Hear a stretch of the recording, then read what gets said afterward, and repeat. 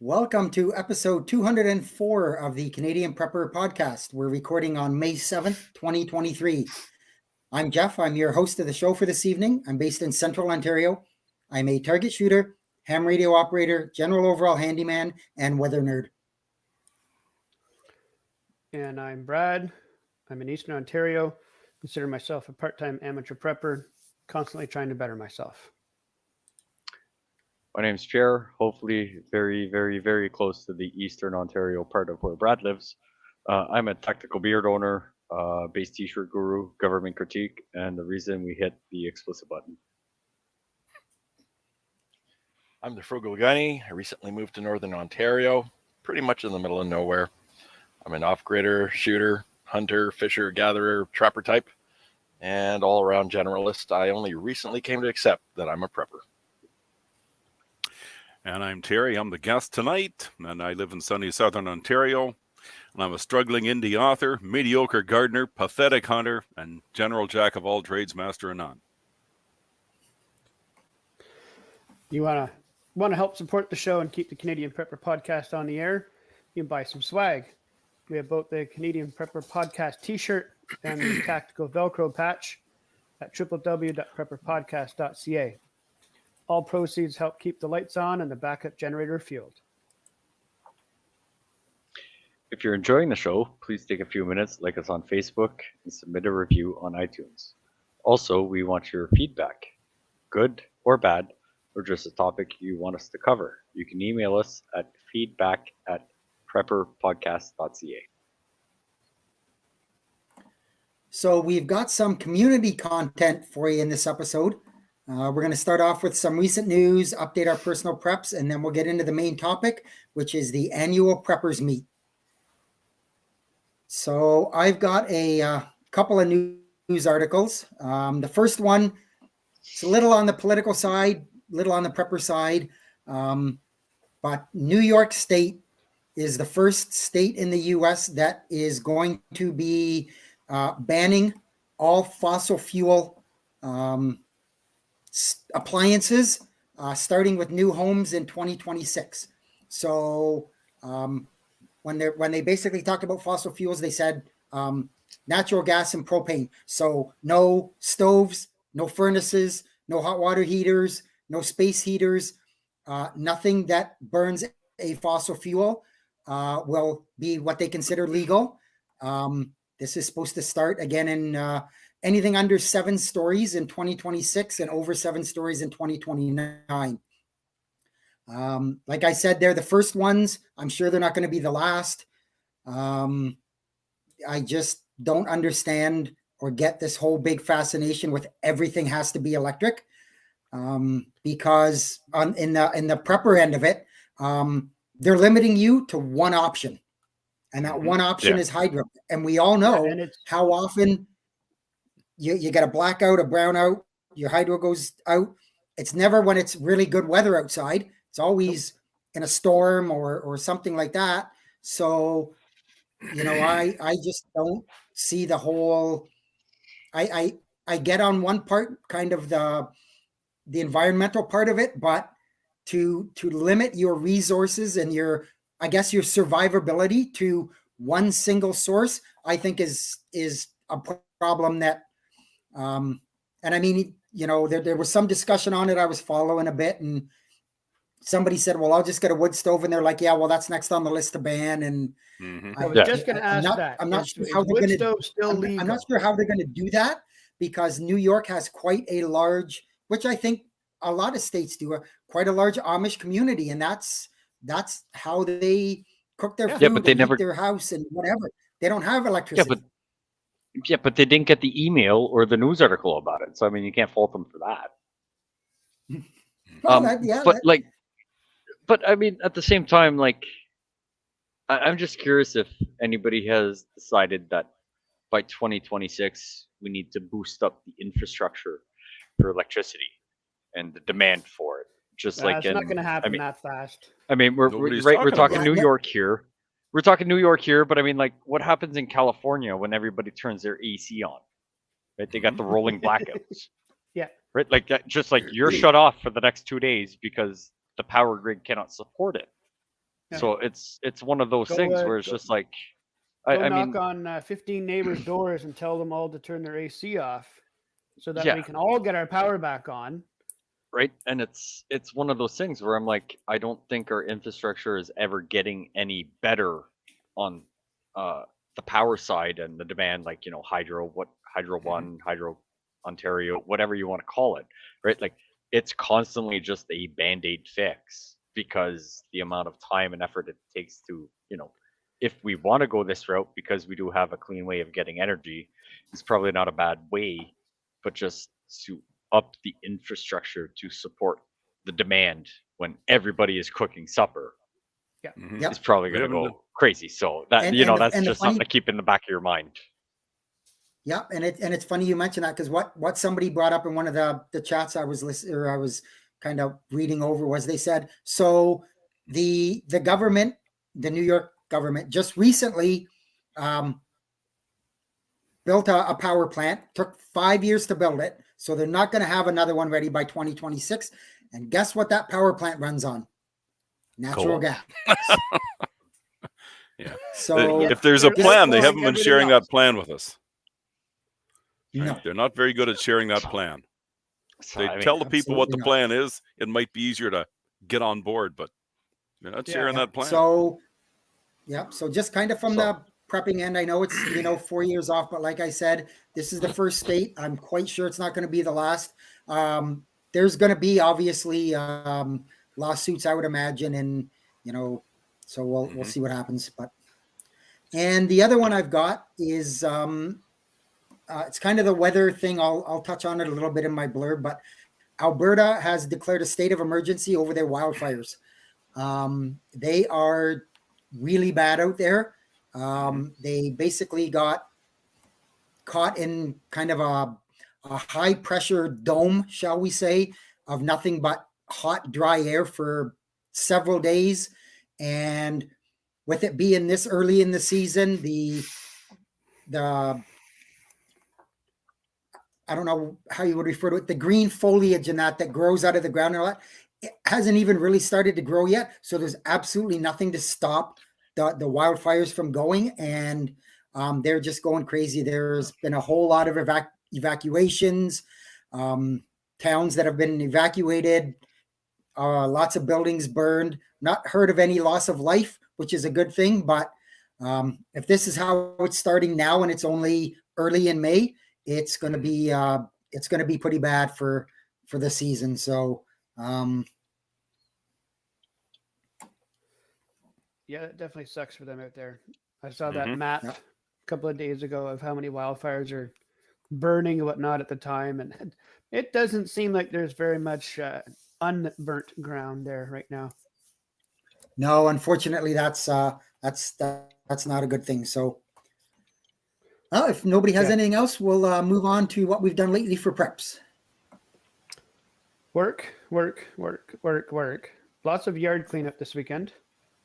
The trees that came down this last winter and the couple of storms that we had, been waiting. Got a few things done, changed a few things around in the yard and cleaned up a whole bunch. Truck repair. The truck that we bought last year to pull our camper. Pierre was nice enough to bring over his code reader, a week or so ago now. Put the code reader on, found out it was crankcase sensor. Crankcase position sensor or something like that. Crank position sensor. There we go. See, there he knew what it was. And looked around, trial and error, bought the wrong one, got the right one, got it put in. Now it runs fine. Now I got a little bit of exhaust issue and suspension issue, but at least the truck runs and can move. So I'm happy with that, and thankful to Pierre for lending me his sensor, or his reader there for the 5 seconds it took to figure out which one it was. And Yep. But then we knew where to look, so that was good. Little tiny bit of fuel rotation, and that's about it. Sounds good. Yeah, I also did some fuel rotation. I did a bunch of yard cleanup. Lots to do when you are surrounded by trees.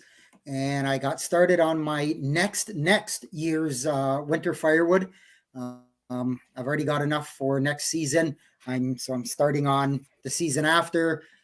Got, like I said the last time, I got the chainsaw tuned up and everything, so I got going on getting the wood cut, and so that's going to be going on for the next couple of weeks, and then hopefully I'm finished with that, and I'll get the trees down that fell in the winter storms, and like Brad, and get them out of there, and I'm ready to go. Nice. We got a little bit of food prep, getting the new truck plans ready. So our truck is finally in. It's not technically our truck, but they give us a pretty good offer we couldn't refuse on a different truck. So we're ecstatic for it. Fingers crossed by Wednesday we should have it. So getting the first aid kits, bags ready that we're gonna flop in there. We finished up the renovation plans and estimates and all the things for the house we put a bid in. Should find out tomorrow, Tuesday, if all goes well. So we've got some big plans, priced out a bunch of materials, talked to people and said we will give you beer and food to help out with a bunch of it. Pierre, and all that stuff. We have tap water. And then doing the last finish touchings before our wedding party in a few weeks. We got married in March, but we're having a crazy fun party celebration on May 2 for a weekend. So there's lots and lots of bins to organize and last minute things to do. So Mill's been doing most of that, but she's not on, so I might as well take advantage of saying I did it. Note to self, Pierre, don't tell Brad it's only water till after he's done the work. I am right here, eh? Oh. if all goes well, he can walk home to get whatever he needs and walk back without breaking a sweat. That is true. We'll pretty much be neighbors. So we put the bid in, did the inspections. There were some issues, so we renegotiated our bid. So everything went well for that. Everything was signed, and then we extended the date just because we had to get a bunch of estimates in. Need this done and this done. So we had to get 4 or 5 people to come in, and then we had to make shopping carts for 95% of the renovations we're just going to do ourselves.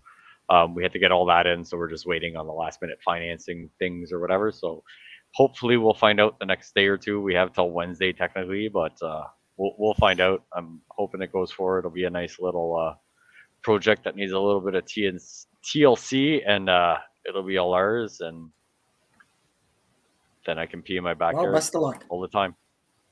Thank you. Yep. Oh boy, as for me, I'm notoriously bad for overfilling the freezer. We made a trip to Costco again this week and come back with more stuff than I could fit in. So, it took a little bit of working around to get it all in there, but we did. And yeah, I'm always playing with the fuel supply, always rotating fuel. And this year I decided to teach myself welding. So I went and bought a good old Princess Auto welder, and I've been diddling around there with that. So I managed to build myself a rocket stove that so far hasn't fallen apart yet. So I guess that's a good sign. Always good when that happens. Yep. So that's what I've been up to. Is your welder 110 or 220? Oh, it's just a little 110 job. Yeah. It's one of those new inverter welders. It really, really works good. I'm quite happy with it. Like, I haven't been able to screw it up, and if anybody can screw it up, I can. Using FlexCore? Yeah. FlexCore, or are you putting gas on it? Yeah. It's FlexCore, but you can put gas on it. Yeah. You can use either or, man. Yeah. Nice. So far, it's a pretty slick little rig. Interesting. Nice. Inverter Where'd you welder. get that from, Terry? Princess Auto. They had them on sale a few months back. Well, I'm going to say when I buy that, February maybe. Yeah. It was one of their Pro Point ones, one of their better ones, I guess. I don't know if that's really what it is. Yeah. But anyway, I think it was one of their better brands. And I forget what it cost. It was pretty reasonable. Anyway, so I thought I'd give it a go. It's a tiny little thing. It's not very big. But it works slick, really slick. Yeah. Nice. I've got the Pro Point welding mask. And yeah, I mean, out of the two, like the Power Fist and the Pro Point, like you're way better off with the Pro Point. Yeah, some things it's hit and miss with that place, but if it's doing what you need it to do, obviously money well spent. Like no one's ever wants. Oh yeah. Nice. That's good. On the prepping side, what have I been up to? Geez, I've been doing the truck turnover. So that means getting all of the snowshoes out, the sled out, getting the summer stuff in, like bug juice, all that good stuff. Banana hammers. Yes, getting the nighttime gear changed over as well. So I'm going to get my backpack and hammock in there. I do mobility as a concept, so I tend to do my base is my truck. So wherever I am, my truck is my base, and so a big part of my preps is keeping that thing up and running. So I've given it a little bit of a lift, and Brad and Pierre got to see that the other day. And now having come up here with it, Looks nice, I man. can tell you that I am really, really happy. So I went to the non-expensive route. For any of you who are wondering, did he go and spend $5,000 to $6,000? No. I went with Bilstein shocks and a Fabtech Adalift kit for my 2015 Tacoma, and I'm very, very happy. Could have gone the cheaper way, which is get those metal tubes and the hockey pucks and drill a hole through the hockey pucks, right? Like that back school, like real cheap lift kit. It's awesome until it blows on you. But like you could have done that for like $100. Oh, I know that was the $200 option for front and back, and I thought, but I want to do it and also enjoy the benefits of the ride, because what I had before was just the regular sport tuning kit, and that's fine for the city. It's great, but for a bush truck, man, it's not adequate. So changing the game completely. So I did that. The other thing I've been doing is some groundskeeping up here since I come up, so I was able to get in. The water level is not as high in the low sections of the road on the way in, but the culverts are pretty much cooked and need to be replaced. So it's solely ATV or lighter to get in now, which is okay with me because I have a running ATV this year. The other thing I've been doing was clearing my shooting lanes because, well, it's that time of the year where we like to go out and zero things and check for speeds and feeds. And I like to check my dope and all of these things. I like to gather different data points for my temperatures and velocities. So while I'm up here, I get to do all that at my own pace. So that's what I've been doing. Nice. Excellent. So with that, I guess I'll move into the main topic. As I mentioned, it is a talk about the upcoming annual Preppers Meet. We have Terry, who's come to join us and be the spokesperson, I guess, for the group of on the annual Preppers Meet. So, Terry, I'll turn it over to you. Give us a rundown. How long have you been going, and stuff like that, and what the Prepper Meet's all about, just for people who haven't been there. Okay. Well, for me, I think 2016 was the first year I was there, and it's been running for quite some time. This will be the 9th year that the show has been held, except for the 2 years of COVID, which was a zero out, so 9, 10, 11 actually. And from our humble beginnings of just a few people up in a community center in Huntsville, Ontario, to last year we had roughly 200, a little over 200 people at the site in Desborough. So it was quite the event. We had a good crowd last year. Everybody was happy to get out after COVID. I bet. Yeah, that was quite good. Had a really good turnout. Let's see, what more can I say? Yes, they volunteered me to be the spokesperson. I don't know if that was a good idea or not, but I can gab if I get myself going. We'll find out if you end up with less than 200 this year. Apparently they picked the wrong one, really. right? I'll blame somebody else for it. Don't fret. Don't fret. That's a good metric. Yeah. So what is the annual Preppers Meet? Well, it's an annual gathering where us, loony people, we get together and we talk about preparedness, of course, and primitive skills and survival, bushcraft, and really this is one of the largest events in Canada. I think we bring in some really good presenters, some really established people in the industry that really know what they're talking about, and they put on some good shows. And yeah, I just love it every year. It's been better and better and better every year. So it's a 3-day event. So it's a Friday, Saturday, Sunday. And the dates are going to be this year, July 6th through to the 9th, and in beautiful downtown Desborough, Ontario. Now, there's a hot spot. It's up Owen Sound way up, roughly. You can look it up on the map anyway, Desborough. And the actual address is on the Annual Preppers Meet website and the Annual Preppers Meet Facebook page if you want to tune into those things. 3-day weekend. I've never had bad weather yet, knock on wood. So hopefully this year it holds out. And it's a all-inclusive family type event. So, you know, you can bring your young'uns. Lots of people ask if you can bring dogs. You know, dogs are okay as long as they're on a leash. Control the dog, make sure it's well behaved. Kids do. But, you know, kids have a good time. They kind of get to run around there and do their little Sasquatch thing, and they have fun, and it's a great event for them. It's out there in the bush, and they all seem to know one another. Quite often the same folks come every year. What else can I say? It's a lot of very hands-on workshops. You know, there's self-defense classes that go on. We've had beekeeping. Sorry, the fun ones. Self-defense? The fun, or like the Canadian ones. Oh no! So that's the Canadian version. No, we just Okay. we don't hurt nobody. No, especially old people like me. God, we get into that, and I might have to carry me out in an ambulance, for God's sake. No, but yeah, there's a bit of self-defense. There's one more tailored towards women. There's one tailored towards fellas. One doesn't matter about your ages. You know, everybody participates, but a hand-on stuff. There's fire starting. That's always a fun one.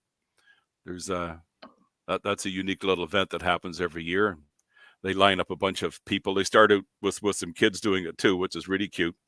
Nice. And you got to gather your own materials on site.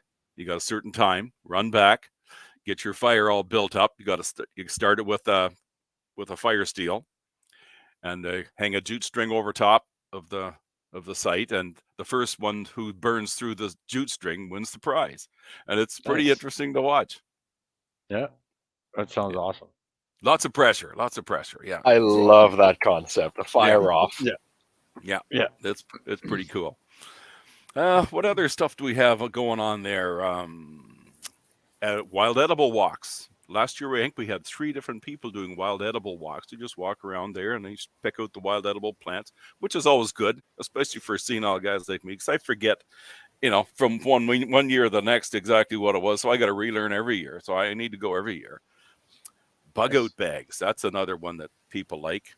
Not sure who's doing the bug out bag one this year, but anyway, it's coming up. Off-grid living, fire starting, self-defense classes, bushcraft survival. There's some really good bushcrafting folks there.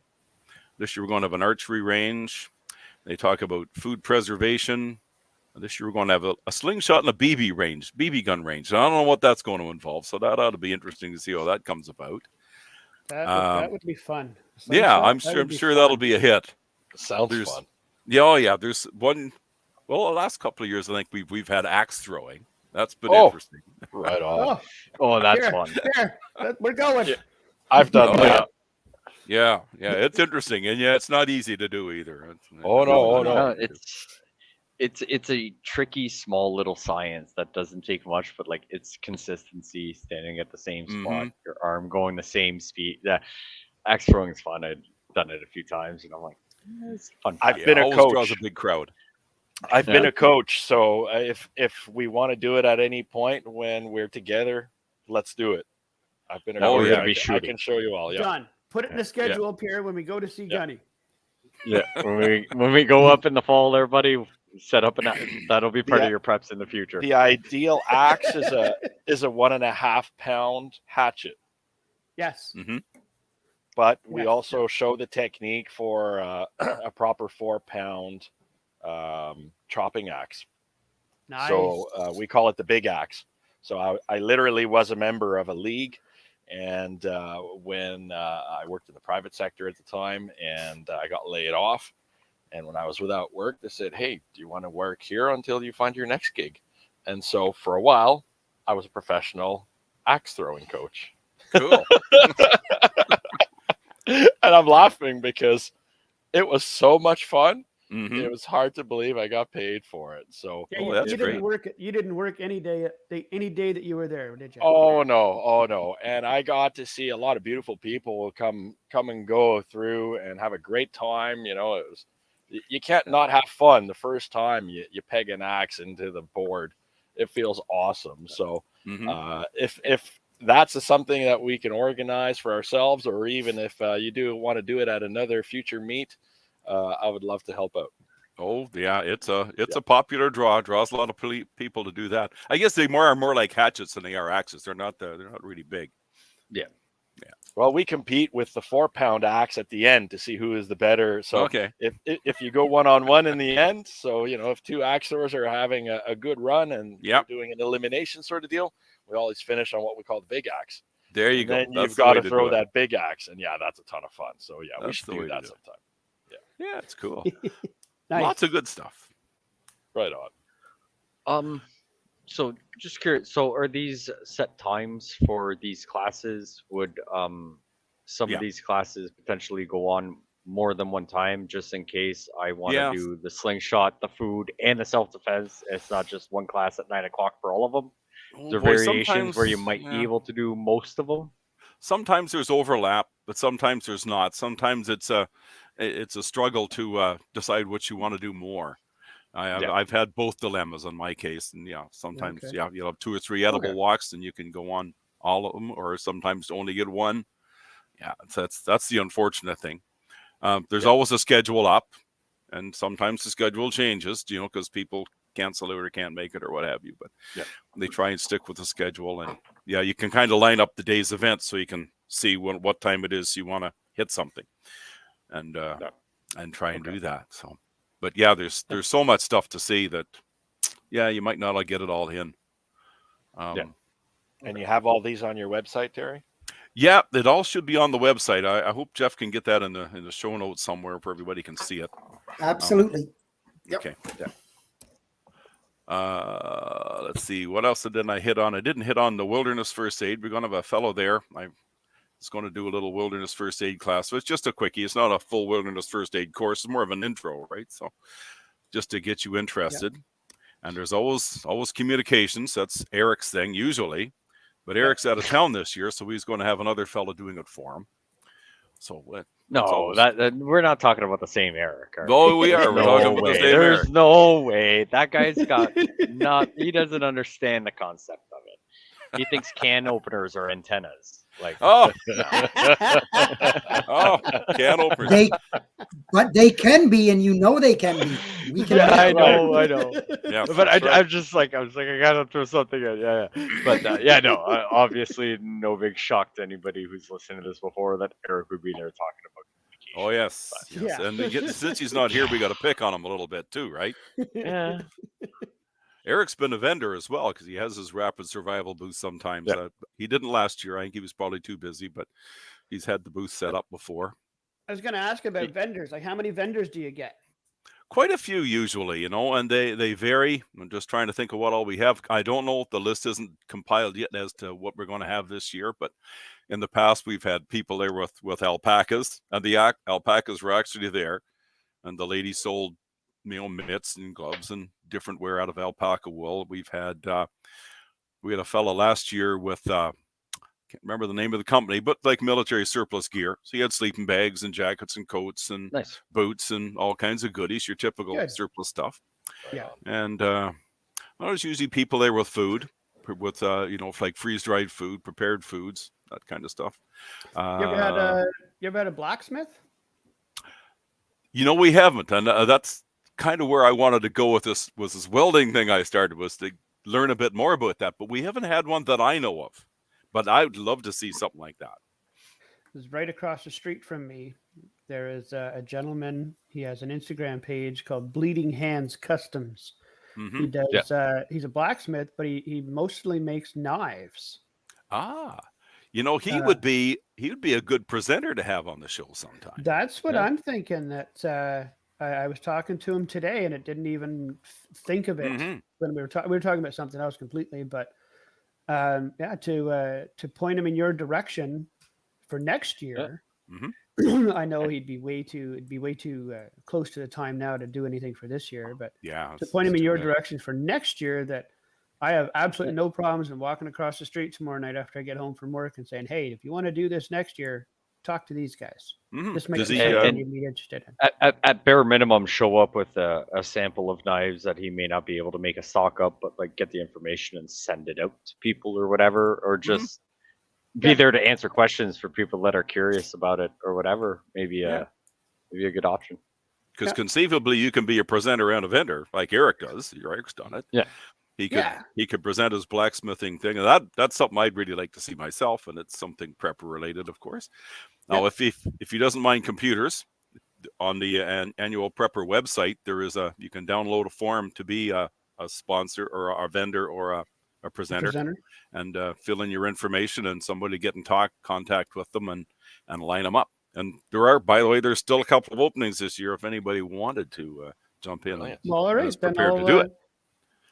I'll talk to him tomorrow after work and let him Mhm. know that hey, this might be something he'd be interested in. Oh yeah, for sure. Yeah. That would be Pretty cool. something good to have for sure. Yes, it would. So what do you have there, Terry, for accommodations, or people just if they bring a tent, maybe somebody wants to bring their small trailer or something, or what do you guys have for stuff for that? Okay, we got options. Now, being a preppers group, you got to be ready to rough it. So the camping is off grid. That's on site. Off grid camping is included in the price. Like it's all for the whole weekend, the whole 3 days. And there's usually firewood available. It's primitive. There's outhouses, nothing fancy. No showers, sadly. Off site, there is a place you can go and have a shower. It'll cost you a couple of dollars, but you can do it. For those that would rather glamp than camp, there is an RV park, a private RV park that's very close by. You can take your trailer there. You can camp there. You can rent a cabin there. So there's that option. And there is an off-site parking area for those that want to take their RV and just do their own thing, because there's not enough room on site for a person to bring a trailer. So it's pretty much camping only on site. Okay. And other folks have done it. We've had motorhomes in there and a few other, campers and small trailers and so on that'll go to this off-site place. And then they just have a little shuttle service that runs back and forth and brings people back and forth to the actual site.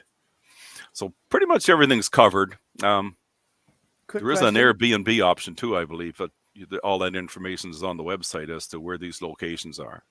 Can I camp in my car? Again, you'd have to do that off-site. Oh, okay. Yeah. So you'd end up with the RV people that, there's just there's not enough room for vehicles, only a select few. And they're usually for the vendors and presenters that need to have their things handy for them. Yeah. Odd question about the odd site facilities for you, Terry. Mm-hmm. How about a fella like me who has discovered long ago the joys and rediscovered the joys of hammock camping? Are there trees around? There's lots of trees around. There is a fellow that I know quite well that usually comes in on one of those adventure motorcycles with all his gear, and he uses a hammock, and he camps out with that. That's his setup. Yeah, love it. What he put on that bike is what he brings with him, and it's okay. Well, if so there's a site where I can do that, you'll probably see me there. So good deal. Yeah, there's lots of trees. No So- shortage of that. So just a question then Terry, not that I'm confused, I'm just looking for clarification. So if I went for the weekend and I had a tent or whatever, I can stay on site, but you said there's no vehicles allowed. So where do we park our vehicles? Is that on the off-site? Yeah, that's area? up in the off-site too. And again, we'll shuttle people back and forth to pick up your vehicle. And, is it a far walk, just in case for some reason I need to get back to my vehicle because I forgot my barbecue sauce, and I can't have my sandwich without my barbecue sauce, and I don't want to disturb someone? Is it a far walk? It is a bit of a walk, but the shuttle bus runs all the time. So you can hook a ride up, pretty easily. Okay. Not too big Okay. too big an issue. That's good. Yeah, and Pierre, don't forget the BBQ sauce. Yeah. That's very yeah, don't civilized. forget your sauce. But you I'll can forget always, the lettuce before I forget the barbecue yeah, sauce, yeah. buddy. Don't you, worry. You can always go one of the wild food walks and get your lettuce from the bush somewhere. Exactly. Yeah, Yeah. you can use You that. can't get the barbecue sauce. No, sorry, Just no, make sure sorry, it's not the barbecue. devil's lettuce, okay? yeah, we don't want that. No. There's usually a Um, campfire in the evenings where people can sit around and shoot the breeze and get to know one another, and so you get a lot of one-on-one time with some of the presenters too. There's some, again, very talented folks there, and you get a chance to talk to people and make a few friends, and that's part of the deal too with prepping, is make some contacts and make some friends and get some people that you can count on to help you out and work together, and that's part of the networking. So of it so all, is too. the glamping area around the same distance as where the parking area is? Yeah, Is it's it still close. It's reasonably close. Again, there is you're going to have to rely on the shuttle, or maybe park a few cars at the bottom of the driveway, but no, they don't want to have too many lining up on the side of the road and get the neighbors all riled up either. So No, understandable, right? Like I live quite a little whiles away, and if I take the camper down and Yeah. come down with 4 or 5 people, I got no problems being off grid. It's just easier. We might take the camper, may do the tent thing or whatever. On those off grid areas during the day, is it good that, like, when not everybody's sleeping, to start up a generator, maybe charge up some things? no, that's a good question. I don't see why not, but I gotta find the answer to that question. I don't have it. Right, I like don't maybe have not have it running all night, but like say during the day, or you can start it up for a few hours, obviously within the time when everybody's up. Obviously, preferably a whisper quiet one, which we have for our camper when we do that. But we could start it up for 3-4 hours, charge up our battery, and just whatever it is that we need. But might be an option. Okay. Yeah, there might be something in the frequently asked questions on the website. I can always say you can look there, and I'm going to make a note to poor old Jay there and see if he can get an answer to that and put it up on the website, because Jeff asked me that earlier, and I really don't have an answer. So that's a good question. We should have that info up. Well, if you're coming for 3 days and you want to do your camper, you might not want to bring like 9 batteries with you. No. Right, to swap it out. But I mean, like we bought a quiet model one. I mean, you can still hear it, but it's not that full blown one that's ear deafening.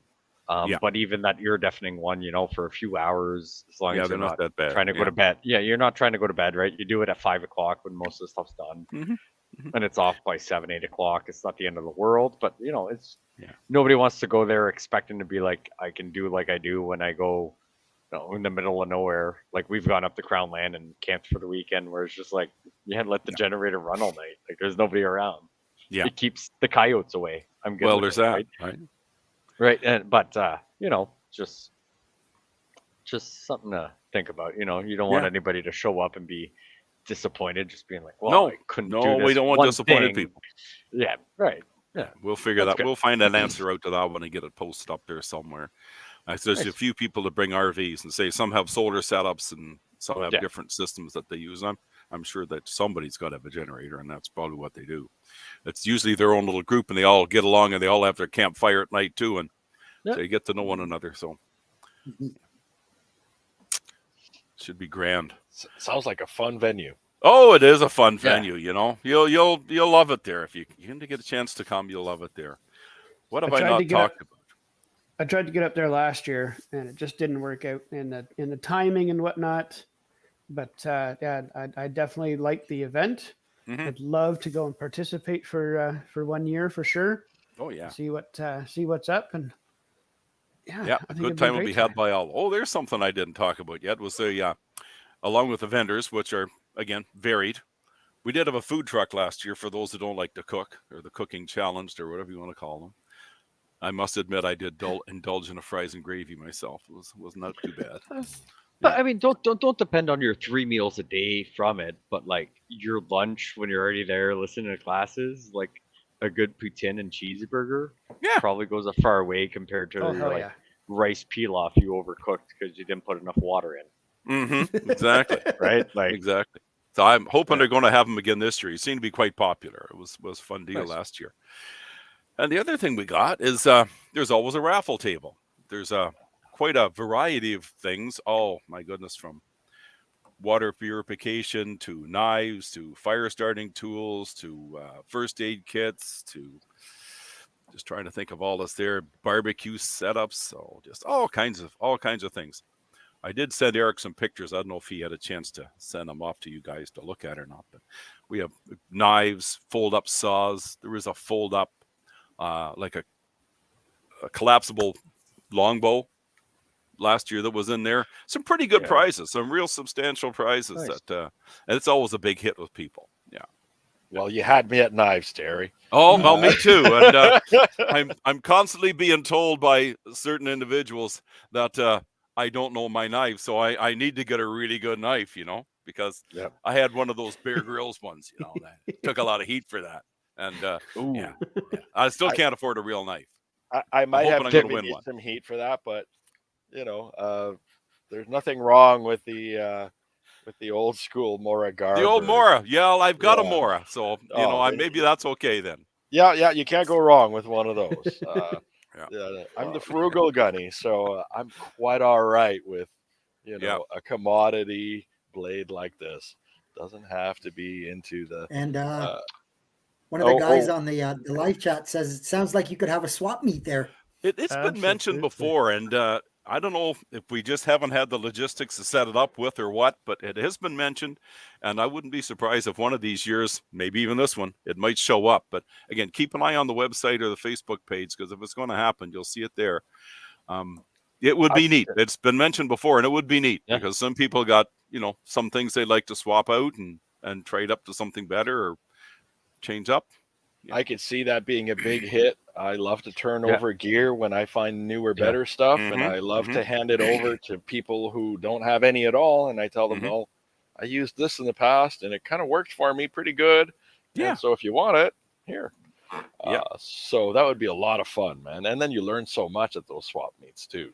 Yes. Again, just the interaction with people, right? Yeah. And even if you bring a bunch of stuff and you don't even swap anything, but just those interactions with people that have questions, and you walk to a table and be like, hey, I've always wanted one of those, and I don't have anything you want to swap, and I didn't bring any cash with me, but like just that exchange of knowledge for something that probably wouldn't have come up on a regular conversation, saying, hey, I live up north and I'm a prepper, or whatever, wouldn't come up in that specific scenario, is probably a good way to just be like, hey, I've always wanted that kit.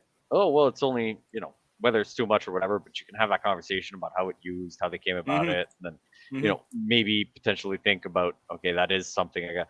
Can I get your number in case you don't sell it this weekend? Maybe I can reach out to you in a few months and I'll pay for shipping to me, right? Like all those things. But and then you just made another contact. Yeah. Yes. Right. Yes, exactly. So, a question I have. So, is this ticket based? Do you need to buy tickets to attend this? On the site, on the website, you can go there and you can purchase tickets. Sadly, the advance tickets sales are gone. We should have done this show earlier, I think. But sadly they're gone. So now you're okay. Yeah, we'll blame Eric. He's not here to defend himself, so everything is Eric's fault, right? Okay. But yes, on site, you buy your tickets ahead of time right there. Okay. So now being a good prepper. Sorry. Being a good prepper, should I buy 2 tickets because 2 is 1 and 1 is done? Or 1 is safe? I can't tell you how many times I get in an argument with people about this 2 is what. That doesn't even make sense. I said, it makes sense to the right people. You're talking to the wrong people. We are those people. Right? So if like me and Mel want to go, should I buy 4 tickets or am I safe buying 2? Oh, you're safe buying 2. You can buy my ticket. Oh, you can buy and mine. There you go. Yeah, okay, there you go. There's the 4. There you go. No, since we're on the subject of tickets, they wanted me to make sure I mentioned this here particular thing because, these are challenging times we live in, and sometimes folks would like to come and money's tight, or they don't have camping gear, or they don't have things to sleep on or what have you. So if someone wants to go to the website and go to info@theannualpreppersmeet.com and type in their case, what they need or what they're having difficulties with, and someone will get back to them and have a little chat with them about what they can do. So I guess, yeah, there might be gear to loan if somebody needs something, or Kind of if like somebody's a prepper's help hotline. yeah, something like that, I guess.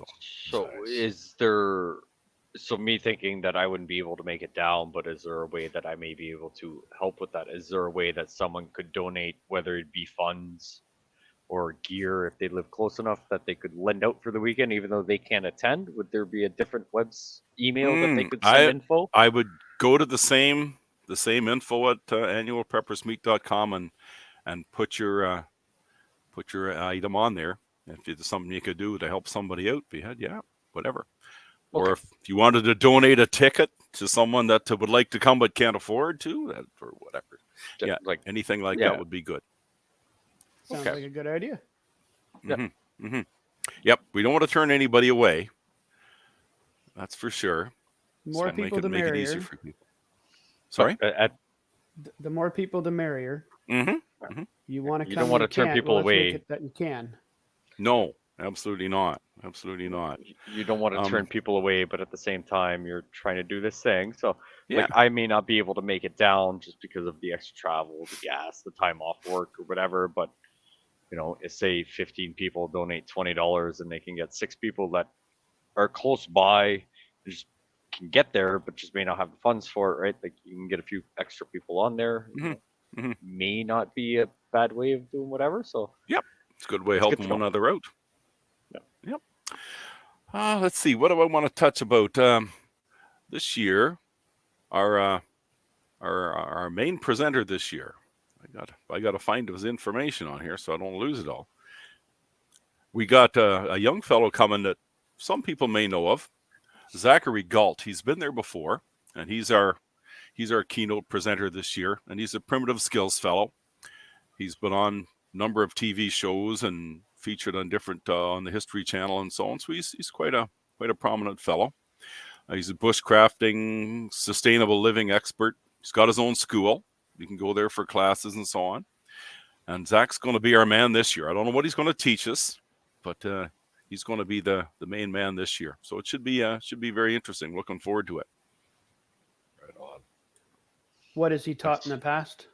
He's done the last event he was at was the 2019 one, and he was teaching fire starting with a bow drill, how to make a bow drill and how to start a fire with a bow drill, which was quite interesting. It was very good. Then he gets everybody in there participating, and everybody's trying to do their bow drill fire. Yeah, I had to work at that. I'll tell you, I had to work at that. Everybody thinks it's easy until it's not easy. No, it's not easy at all. No, it looks easy on TV, but no, not in real life. I do it on YouTube, hun. This shouldn't be that hard. No, it's hard. I haven't even attempted it, and I know it's hard. Yeah. Yep. Yeah, I think it's a great idea to do a challenge, a primitive skills challenge. Mm-hmm. So I think it's brilliant to also teach it. There's a level of confidence you get when you acquire those primitive skills to be out in the bush. And I think it's brilliant to share it. And we should publicize this as much as possible. So if any of our listeners are out here listening and you've got friends, you should definitely share with them the fact that this is coming up. There's nothing quite like learning these skills one-on-one. We've done this on YouTube now, but we have done this for thousands of years in person, right? So nothing quite replaces that. So there really isn't. You can watch all the videos you want on YouTube until you get down there and actually start doing it. So it's like the bow drill thing, right? Yeah. Until you really start doing it, that is hard work, man. It's really hard work. It sure is. The only reason we are here is because some of our ancestors were able to make fire. The ones that didn't, they are not our ancestors. They're not our ancestors anymore. No. No, they didn't make it, right? Like, exactly. So, it's getting right. Everybody becomes too confident. Well, I'll just ask someone for a lighter. That might. And there's nothing wrong with the old Bic lighter, but but it's a skill to well worth doing. Where Mhm. yeah, I mean, I'll talk a lot of crap until you put one in my hand, and all of a sudden I've got like this carpal tunnel, and I can't do it because it's a lot easier to do the big thing. Because Oh, yeah. I don't want to do it, but like it's gonna be hard and it's gonna suck, and I haven't done it yet, but Mhm. it's definitely something I wouldn't mind trying one day. Oh, for sure. When my carpal tunnel is a lot better, obviously. Oh, of course. Podcast challenge, Jeff. Yeah, there you go. Zach also does shelter building and primitive shelter building and stuff like that too. So it'll be interesting to see what he's got in store for us this year. I'm looking forward to it. There's a bit more info again on the website and on the Facebook page. There's some brochures that we'd made up, and you can kind of look at them there. It tells you a little bit about what's going on, and then as it progresses and we have more information available, you can find that there as well. But Zach's a pretty good hands-on teacher. He's a really talented young fellow, and he's a young fellow. He's very, very good, very good. And this year, another thing we're going to have this year this is the first for this is if you guys interested in black powder, we got a guy there is going to do a black powder demonstration for us, and I know this fellow fairly well. He's another nice fellow, and that's his gig this year. So it'll be interesting to see. I'm looking forward to that myself. How he's gonna do that, or what he's going to talk about. So is he an expert in making the black powder or in using it? I'm very No, I think just curious using now. it. I don't think he makes it, but he's kind of a primitive skills bushcrafting kind of fellow himself. Wolf Starchild's his name, and he has a website. You can look him up on YouTube. You can find him on Facebook. Barefoot Bushcraft. Wolf does everything with his bare feet. He's an interesting fellow. He walked the Bruce Trail from one end to the other in his bare feet. Wow. Oh yeah, all 900 kilometers of it. Yeah. Wow. All in his bare feet. Took him He a must couple of have- months. He must have leather under there. I don't want to know. I hate walking from the bathroom to my room without socks on. I Yeah. hate being bare feet. Oh, I can't well, do that's his that. gig.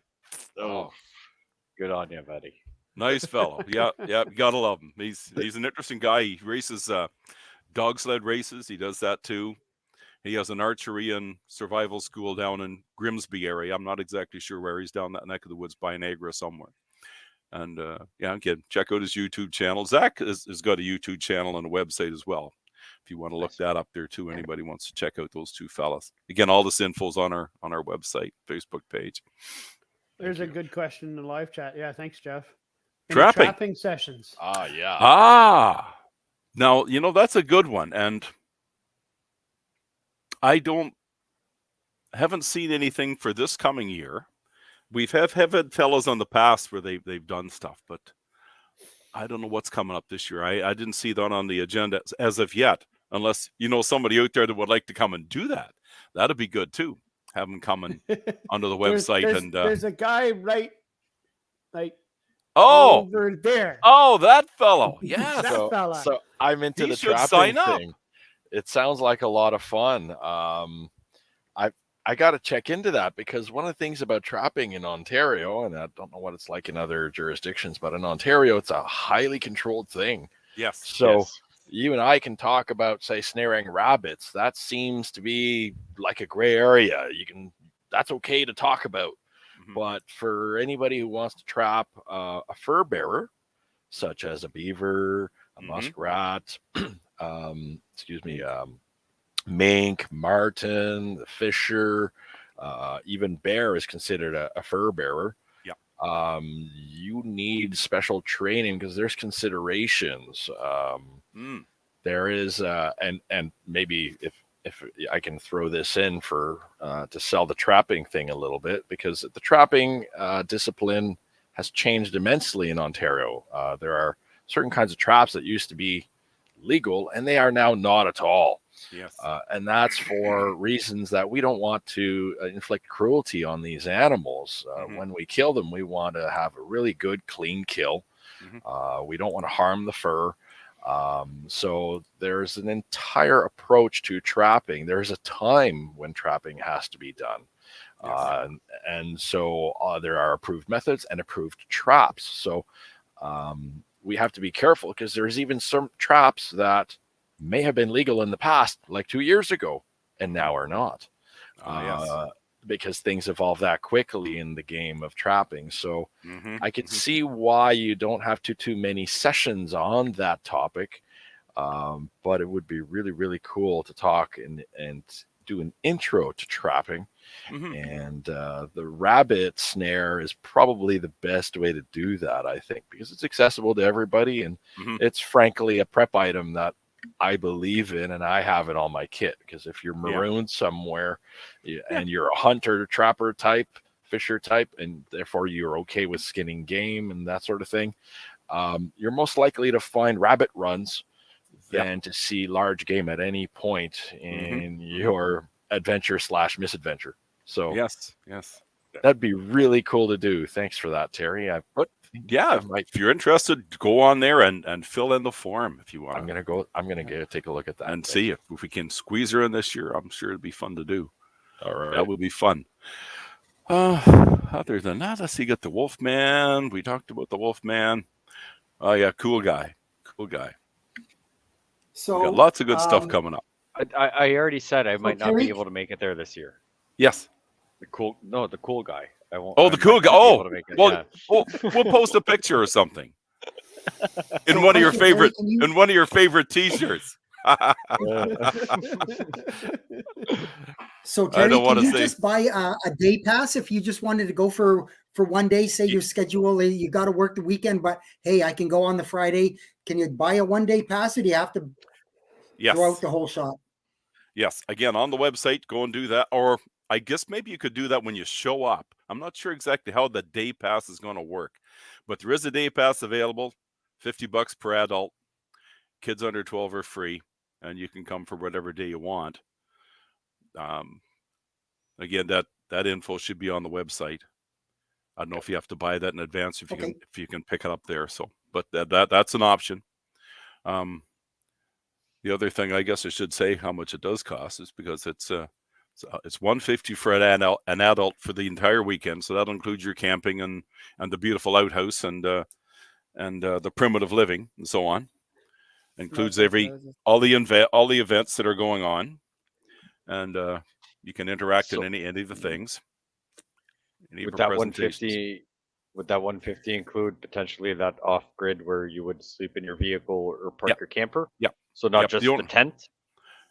No, that includes if you're going to go off site and stay in your camper, that's included in that. Okay. What's not is if you go to the private RV park, that's extra. Or if you want to partake in the shower, that's extra.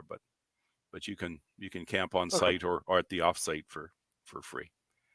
So, is there a little pond close by if I can save a few bucks on the shower thing? That's a very good question. I honestly, I think there's a bit of a stream flowing through the park, the RV park. Okay. There is a little stream on site there too, but I don't know if anybody wants to see a skinny dipping in there. That's where the kids play usually. You might get a bad rap for that one. Yeah. Okay. But just if didn't want to show up and be like, oh, it's an extra $50 if you brought your camper or you're gonna sleep in your vehicle or whatever. So like, other than those two spots you said that were like Airbnb or like an actual campground, the 150, is that 150 plus tax or 150 including tax? Oh, now that's a tough question. I think it includes it, but I could be wrong on that. That's okay. Again, So that we'll have to check the website on that one. Okay. So for your question, Pierre, on the shower thing, I don't know, Terry, if this is accurate, but in your show notes there, you said on the off-site, off-grid RV park, there will be outhouses, water, and firewood. So I don't know if you. Oh, that's on the. That's the on-site one, and the off-site one, you might have to take a couple of sticks there with you, but because they usually have a campfire there as well. Yeah, but I mean, but there's no water on the off-site one. No, you'll have to have your own. Yeah. Okay. So. Okay. Yeah. Being a if good I worded prepper, that incorrectly, yes. Sorry, that's my mistake. But you can get it that's all okay. on the on-site. Clarification is good. Yep. But yep. Being a good prepper, you'll at least go to Costco and pick up one of those big boxes of wet wipes, and you don't have to worry about showers. That's what some of us do. Yeah. And by the end of the 100%. weekend, nobody wants to get too close to you, but you can do your best. I've done it for a week's People worth hug of to say hunting. hello, but they don't hug to say goodbye. Not I after am 3 the- days. I am the master of the wet wipe. Yeah, that's it, right? We're supposed to be rugged Yeah. prepper types, right? So Oh, yeah. we can tough her out. Okay.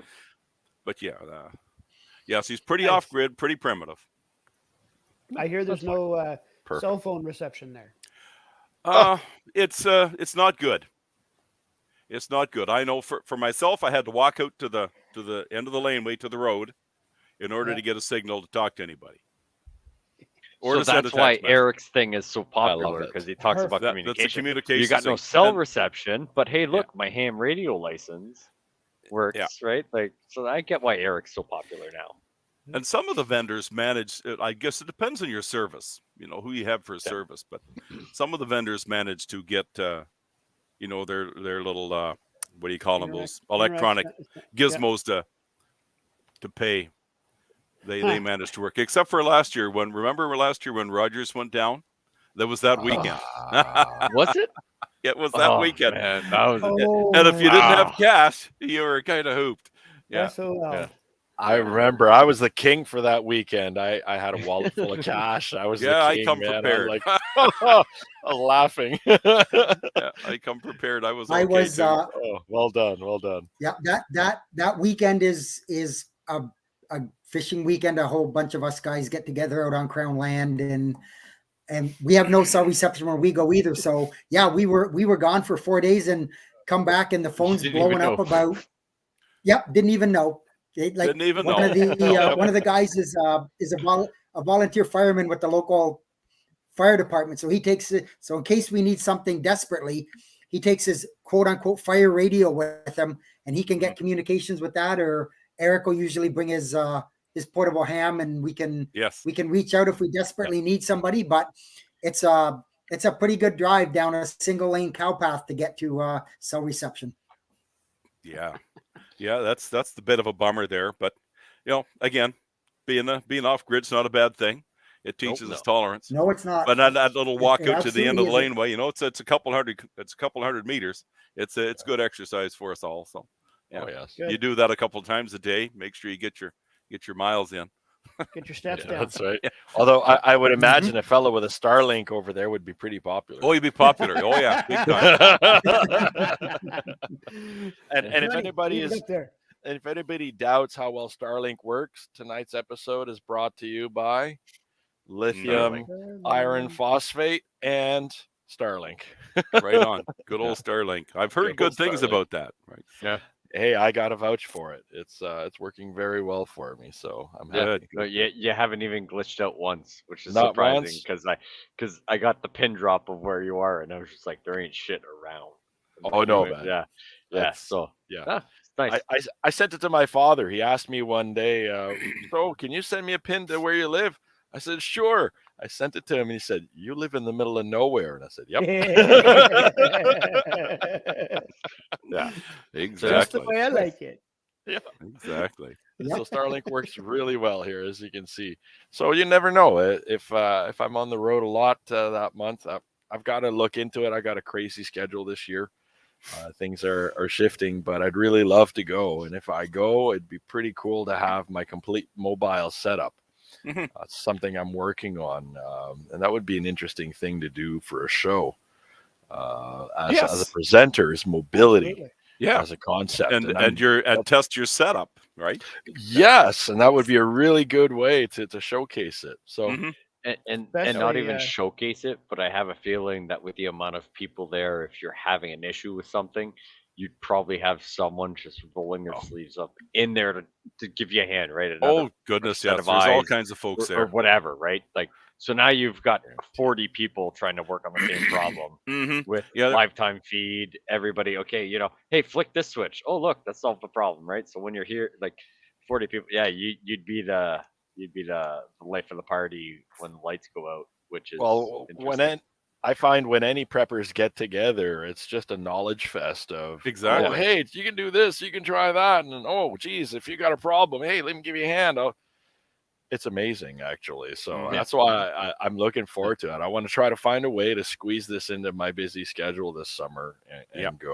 So here's a thought for you, Gunny. If you do actually get there this year, with the Starlink. Terry, you said it runs Friday to Sunday. Friday to Sunday, yeah. What time Sunday does it end at? Usually winds up about 3:00. Okay, well then, Gunny, make sure Gunny can stick around for a few more hours and have him podcast from there. Hey, there you go. That would be really cool. In fact, it'd be even cooler because up here, I don't know if you can see it. Oh, I can. That is my old battery pack. Yeah. Right there behind the reloading press. And I'm hoping to squeeze that into a mobile power pack, which I picked up at Princess Auto. Nice. The good old Princess Auto. The good old Princess Auto, man. So I was thinking it would be really cool to actually make it and do the Prepper podcast from this mobile power pack right from down there. So if I could swing that in, man, that would be a really cool thing. If not this year, then next year, there may be more than one. That would be a good thing to put on the agenda for some time down the road. Again, that's something we can talk about. Yeah, that's a good marketing exactly material right there. Mm-hmm. I like it. We don't have cell reception, but Starlink works great. But Starlink works great. That'll be kind of a fun you need to thing become to a do. distributor. Let them pay you to sell their stuff. Yeah. There you go. Yeah, you know what? They should. I'm helping sell their gear here. Yeah. It's in Eric's neighborhood. He could come by for that. Everything. Elon, are you listening, buddy? This is all happening over your gear here. Right on. Thanks, Terry. So we've had a couple questions from the live chat. Anybody else got any questions for Terry for the about the preppers meet? Anybody on the panel got any questions that he hasn't answered yet? Something you've thought of as the night's gone on? I've got one. No, go ahead, Pierre. No, I've just been like good information, prices, different options or whatever. I'm not gonna say I'm not gonna be there this year, but it's highly unlikely. But it's definitely gonna be a thing that I really hope to do for next year for the weekend and try it out and meet some like-minded people that don't live around the corner because people suck. For sure, because you'll meet some interesting people there, and you'll have some conversations, and you won't be bored. I can guarantee you that. Really lots good, of interest. good folks. Yeah, lots of interest. Hopefully, take the trapping course that Frugal Gunny is going to do next year. About doing whatever, but thank you very much. That's all I got. Thank you. Yeah, that was good. I do have an odd question for you, Terry. Sure. If anybody happens to have time off bracketing that weekend, what's the fishing like around there? What kind of lakes are there in the area that are accessible for folks like me that just feel the need to wet a line now and then? No, I'm not local to that area. Okay. And there's probably some experts that could give you some feed on that one. The Sydenham River is close by, I'm pretty sure. Used to be pretty good trout fishing there, if I recall. Okay. But how far away? I'm not exactly 100% sure. But we could find that out for you for sure. Again, that info at the annual preppers meet. I'm sure Shay knows somebody up in that. Well, the people that live there, of course, because they actually live on site. That and you said it's in Desborough, right? Desborough, yeah. Desborough. So for anybody listening out there, Desborough, if there's some good fishing lakes that you know of, go ahead and hit us up in the chat with those. So it's close to Mount Forest. It'll cost you a day pass. Yeah, there you go. Feedback that's how you get a podcast.ca. Yep. It'll you can find all kinds of stuff out there. All kinds of stuff out there. Brilliant. So if there's anything I haven't got, again, you'll meet some interesting people there. The contacts you can make and the friends you can meet are well worth the admission, right? That in itself, without partaking in any of the events. A lot of hands-on, and then there's a lot of just theory stuff. You can just sit back there and talk. For $150 any U.S. branches? for 3 days. Not that I know of.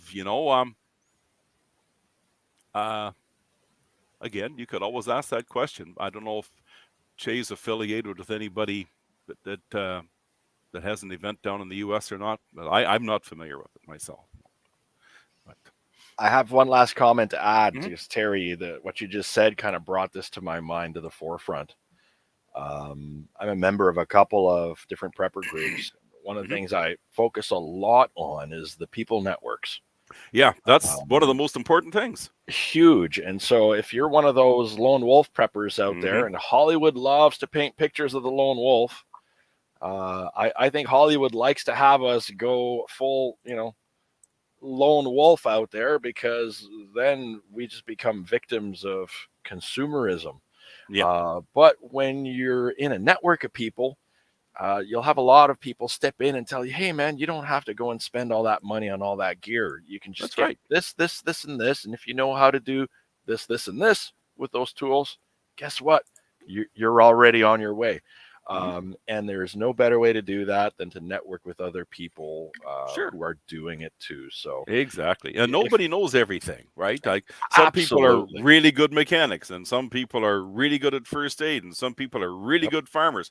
Me, I'd starve to death if I had to farm. I've tried it and I haven't been having a lot of luck at it, right? So it's not good. And I'm a bloody pathetic hunter too. So the only thing I'm just a wrench and hammer guy. That's all I'm good at. and that's a useful skill in itself, Terry. It is. It's useful skill in itself. So if there's something to break, maybe I can help out there. But Yeah. but everybody has their talents, and some people, and that's the thing. Let the people that are good at what they do what they do, and get together, and united we stand, divided we fall. Right.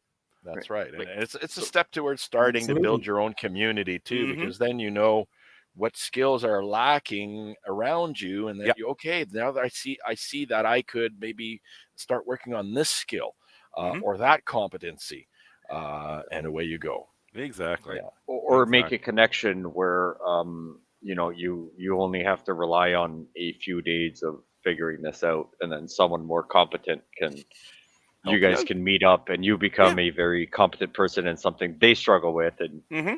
they become the competent in the thing that you struggle, and you guys both sort of more complement each other, right? Like Yeah. if like I'll be just as, I mean, Mel is really good at growing stuff. I have a feeling I take after my mom, where my mom, we used to buy her flowers and then everything died. So we bought her fake flowers and she left them in the sun and they Yeah. melted. So like Yeah. she killed Yeah. fake flowers, Yeah. right? I So get like, that. like she has more of a black thumb, not the green thumb. Mm-hmm. But I'm better at certain things. So like complimenting each other and being able to stand the person obviously makes a huge difference. But Oh yeah. yeah, just even the wealth of knowledge where, hey, try doing this, and all of a sudden, you can at least grow Mm-hmm. lettuce Yeah. or tomatoes to put on whatever, if you're good at hunting, but you need some substance to figure out how to grow potatoes and onions and everything, just even having those conversations, even if it's not a Exactly. person that you're going to talk with a lot, but just making that small connection where someone gives you that one thing that now makes you the greenhouse guru, Mm-hmm. from a 3-minute conversation compared to the YouTube, which, I mean, yeah, we're knocking YouTube, but we're also live on YouTube. So like, that's different because we're Yeah. a lot cooler. And YouTube might be gone, and depending on Well, the then just get circumstance. Starlink. Just get Yeah. Starlink. Oh yeah. Look at Frugal. Starlink. Yeah, Forgot yeah. about Starlink. Yeah. Right. But- But yeah, just those small things. Yeah, it's awesome. I'm hoping to make it this year. I don't think yeah. it will, but I'm gonna try. Well, all you can do is try. That's all you Yeah. can do is try. But there'll be some really talented people there. Like you'll meet some really good people, and that itself is worth the admission fee on its own. It's just it's really good folks there. Some of the true experts in what they do. And wouldn't they it be teach me cool over and over again the same thing Yep. because I forget it and I got to relearn it every year. Well, sounds like a good place to hang out. Other than that, it's a good place to hang out. And it Hang out, would be beverage really, might be shared, it's probably really great to run into other people from your area who are there that you didn't even know are also preppers. Because a lot of us aren't really active on Facebook and social media, like myself. Yeah. So there's probably a lot of preppers in my area I don't even know about, and it would be really cool to meet them. You don't know who they so are. Gives you a chance to network, right? That is a good big plus to find some local folks Exactly. who might be there too. So there's another incentive for everybody to go. Thank if you it's for people your time, from your if it's people from your area, they probably also have Starlink. That is a very good point. Redundancy. There you go. Oh yes. Yeah. I have a feeling if I show up and I don't have my Starlink, I'm gonna get roasted. So I'm Oh, gonna yeah. have to. Oh, bring you it in. are. Yeah. He'll be chased You, off. you put it out there to the podcast world, my man. You're committed. You got to bring it now. Yeah. That's At right, bare gotta bring it back. minimum, you're gonna meet someone that has listened to the episode, Yeah. which is not a bad thing. Which is very That is- likely. So that is- this Oh, is there's cool. a few out there. Yeah. Yeah. They'll be Yeah. holding you to account for that one. Yep. So I'll have to make sure I pack that in there and bring it along. That's fine. Perfect. It's a pretty handy thing. So thank you. That's great. Oh, you're welcome. Yeah. Yeah. Reach out on that Facebook, or not the Facebook page, but the website, and I'm sure I'll find a spot for you in there somewhere. Brilliant. be good. Thank you. Much appreciated. All right. Well, if nobody's got any more questions, and Terry, if you think you've kind of covered what you can, and there's no more questions, we'll move into the podcast challenge. So it's pretty simple. If you can, go to the Preppers meet. Good. Plain and There's a simple. good challenge. Brilliant. That's the challenge. So upcoming events, TACCOM 2023 is back. Mhm. It's at the International Center on Airport Road in Mississauga from September 8th to 10th. I will put the link in the show notes here. Just give me a second. I gotta find it. There it is. It's just TACCOMcanada.com. Again, September 8th to 10th, International Center, Airport Road, Mississauga. So I will quickly move into my my weather blurb here. So as I've mentioned in the podcast, and I mentioned it earlier under the bit of the news section, the change in the weather from the change to the El Nino, as I mentioned, it would move the jet stream a little bit further to the east, and just the way it moves, that's allowed much warmer air to migrate much further north into Canada and kind of become stagnant. This is commonly called an omega block, and anybody who knows the symbol for the omega, it's more or less an upside down horseshoe, and that's exactly what's going on there. They've got a low pressure system on one side that spins counterclockwise. You've got a high pressure that's blocking it, so it can't move. On the other side, it spins clockwise, and it's just pulling all the warm air from the southern U.S. right up under the dome, I guess, if you want to call it, and then it just sits there. And that's basically what's happened in Alberta and a little bit into BC. On the other side of the block in BC, some places got a lot of rain and some flooding, and other places on the other side of the block, they got the warm air. It's been really bad in Alberta. Hopefully it is breaking. It should be breaking now, or hopefully in the next few hours. That high pressure system's finally going to move out. It's going to allow the low pressure system to move, and that's going to cause. So what that's going to cause is it's going to lead to a cascade of storm after storm through the northern plains of the U.S., like Iowa, South Dakota, Illinois, that area. They're going to see several rounds of storms. Some have the potential to reach their severe levels, so you'll want to keep an eye on the sky for that.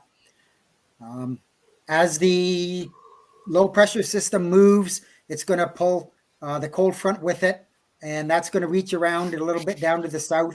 Some areas of northern Texas, Oklahoma could also maybe potentially see some severe weather. And this pattern appears to be locking in for at least the first half of the week.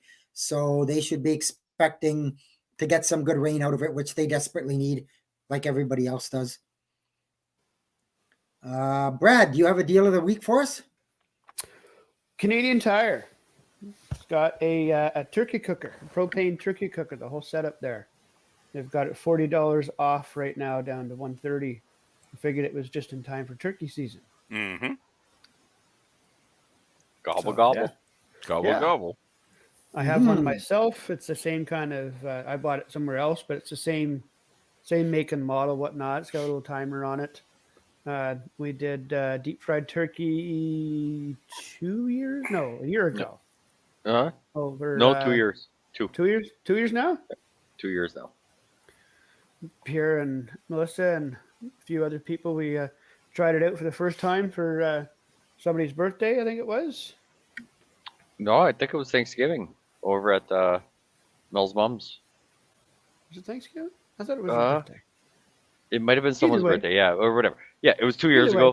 ago. It was delicious. Oh yeah, it's phenomenal. It worked. I loved it. I've had deep fried turkey 3 or 4 times before that, and again, it was a smoking deal that I found, and I bought one. I am very glad that I did, because you can use it for lots of other things than turkey.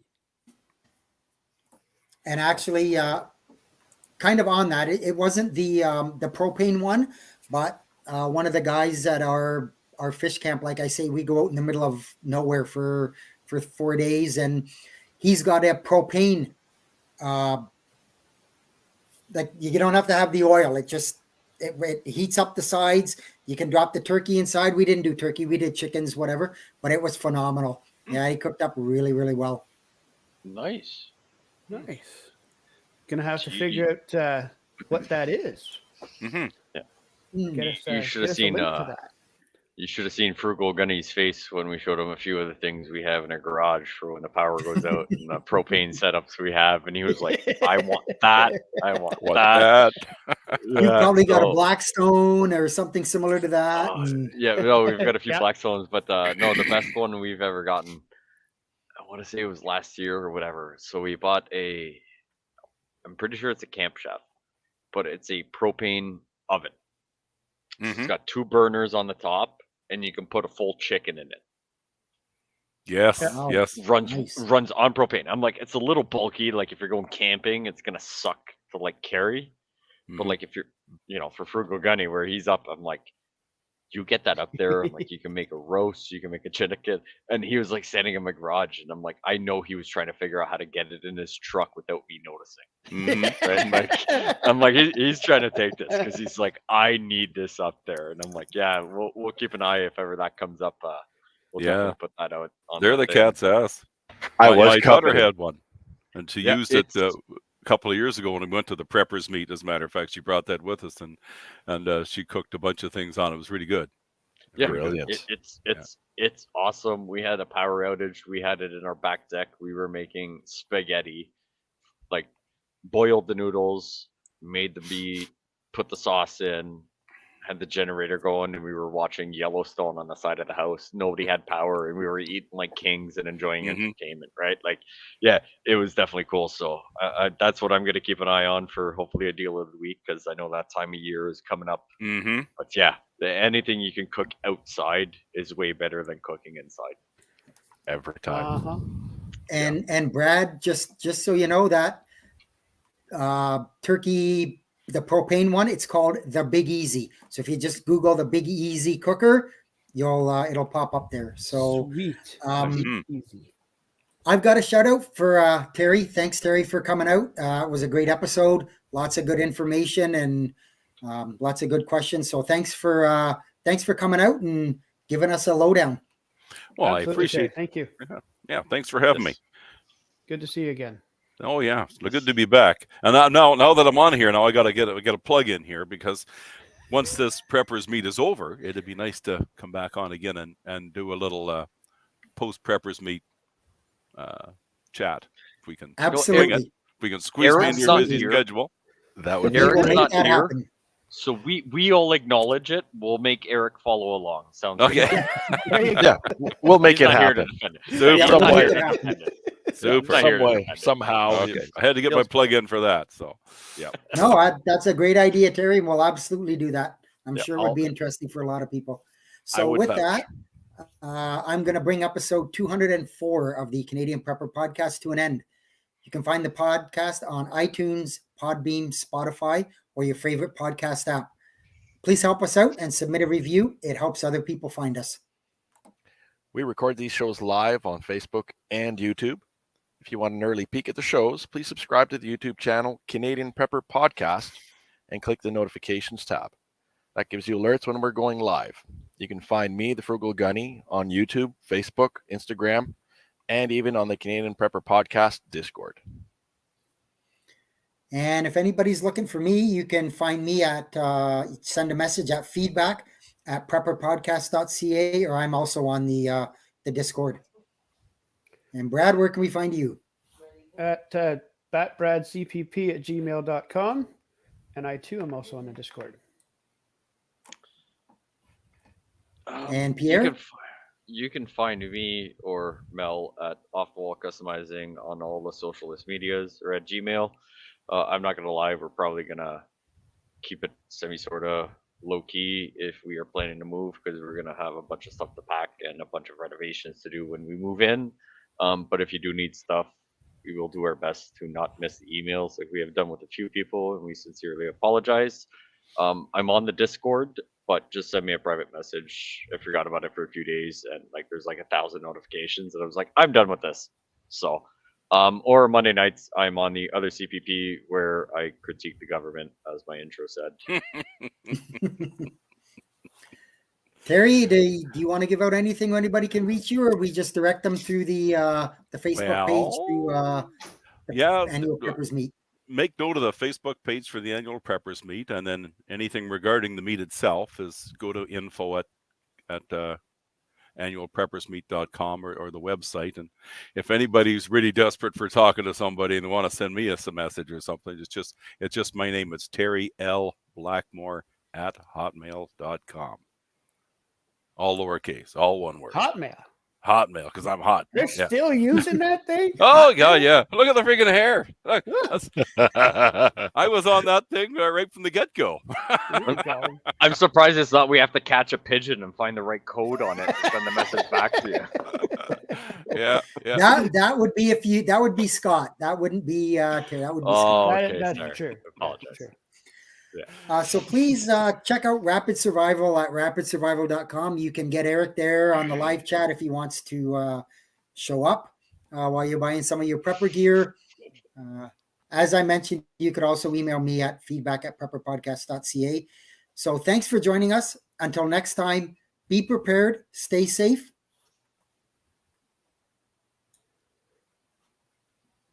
Close. And keep learning. Thank you, Claude. Apparently, Starlink